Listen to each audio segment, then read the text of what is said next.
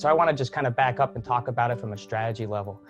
The dividend focus strategy seeks to invest in companies that pay growing dividends. And we want to do that in good times and bad times, not just when times are good. We want the strategy to perform.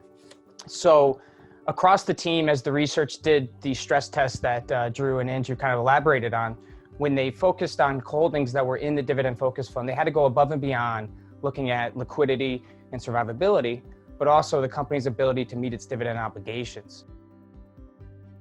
Past that is the discussions with management. Just because a company could meet its dividend obligations doesn't necessarily mean they're going to want to continue to pay the dividend with the uncertainty. So, we had to assess management's willingness around the priority of to maintain the dividend, the priority of it for them. The easiest way to think about dividend sustainability is a simple term we use, payout ratio. It looks at cash earnings, and of those earnings, how much gets paid out in dividends. Our work across the fund showed that back in mid-March and early April, that ratio was about 37% on average for the fund. And so what does that mean? Well, that means that cash earnings could fall by more than 50% on average across the fund, and all of our holdings would still be able to, cover their dividend obligations.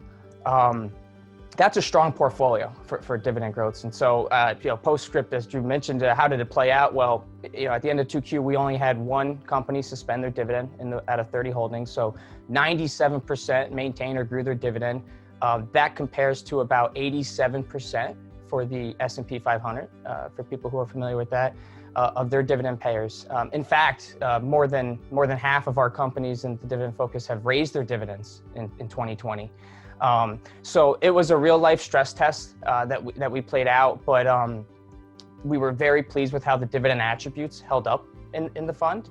And what gave us the confidence that it would be strong has a lot to do with, one, our focus on quality that Tom mentioned in the video, but also this work that we did in early March and April.